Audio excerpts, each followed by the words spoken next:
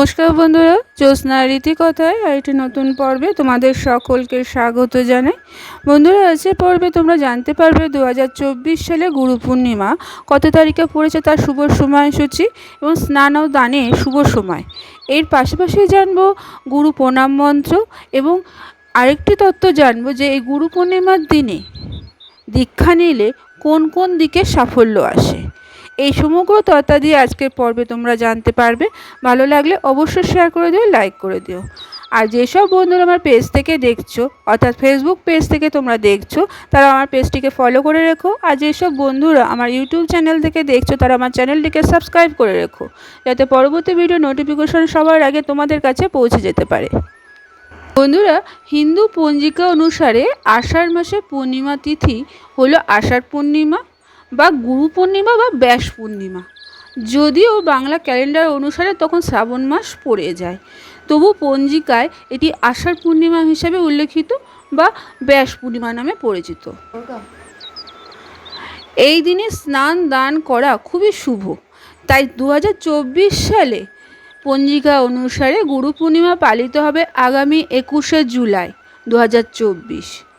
পূর্ণিমা তিথিটি পড়বে 20শে জুলাই শনিবার সন্ধ্যে 5টা 59 এবং শেষ হবে পরের দিন অর্থাৎ 21শে জুলাই রবিবার বেলা 3টা 46। উদয় তিথি হিসাবে পূর্ণিমা পালিত হবে 21শে জুলাই 2024 রাখতে পারবে। যারা গুরু পূর্ণিমায় উপবাস রাখবে তারা 20শে জুলাই রাখতে পারবে, কারণ সেদিন সন্ধেবেলায় আকাশে উঠবে চাঁদ, অর্থাৎ পূর্ণিমার চাঁদ।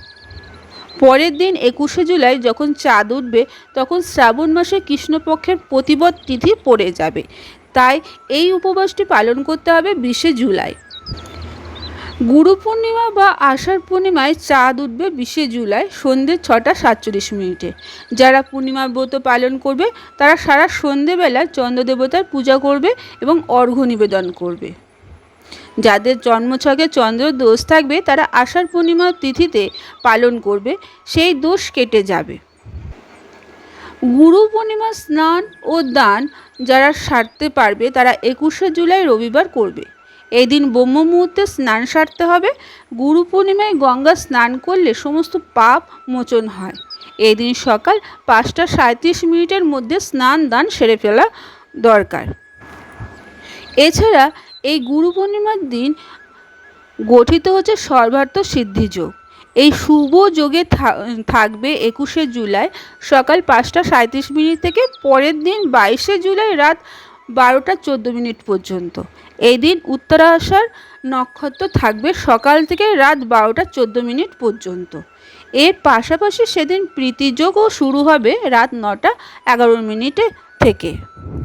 বন্ধুরা, গুরু তার শিষ্যকে অজ্ঞতার অন্ধকার থেকে বের করে জ্ঞানের আলোর দিকে নিয়ে যায়। জীবনকে সঠিক দিক নির্দেশনা দেওয়ার ক্ষেত্রে গুরুর বিশেষ অবদান রয়েছে। তাই গুরু পূর্ণিমার দিনে গুরু ব্রহ্মা, গুরু বিষ্ণু, গুরুদেব মহেশ্বর, গুরু সাক্ষাৎ পরম ব্রহ্ম তস্মৈ শ্রী গুরুবে নমঃ এই মন্ত্রটি জপ করা উচিত। এবং গুরু প্রণাম মন্ত্রটি হলো ওং অখণ্ড মণ্ডলাকারং ব্যাপ্তং যেন চরাচরম তৎপত্যং দর্শিতং যেন তস্মৈ শ্রী গুরুবে নমঃ অজ্ঞান তিমিরাক্ষস্য জ্ঞানঞ্জন শলাকয়া চক্ষুরুন্মীলিতং যেন তস্মৈ শ্রী গুরুবে নমঃ। গুরু ব্রহ্মা, গুরু বিষ্ণু, গুরুদেব মহেশ্বর, গুরু সাক্ষাৎ পরম ব্রহ্ম তস্মৈ শ্রী গুরুবে নমঃ। বন্ধুরা, আমরা অনেকেই গুরু পূর্ণিমার দিন দীক্ষা নিয়ে থাকি। আগে থেকে নেওয়া গুরু দীক্ষার সময় যদি আপনার কানে যে গোপন গুরু মন্ত্রটি বলা হচ্ছে তা নিয়মিত 5 বার বা 11 বার জপ করতে হবে এবং গুরু পূর্ণিমার দিনে বিশেষভাবে এই মন্ত্রটি জপ করতে হবে। যদি কাউকে আধ্যাত্মিক শিক্ষক না করে থাকেন তাহলে আপনি কারোর কাছ থেকে গুরু দীক্ষা মন্ত্র না নেন, তবে ভগবান বিষ্ণুকে গুরু হিসাবে নিবেদন করুন বা পুজো করুন। গুরু পূর্ণিমার দিনে ভগবান বিষ্ণু পুজো করুন। গুরু পূর্ণিমার দিনে নিয়মিত গুরু গ্রহ ওম বৃহস্পতায় নমঃ মন্ত্রটি জপ করুন। এর মাধ্যমে রাশিফলে বৃহস্পতি দোষের অবসান হবে এবং জীবনে উন্নতি হবে।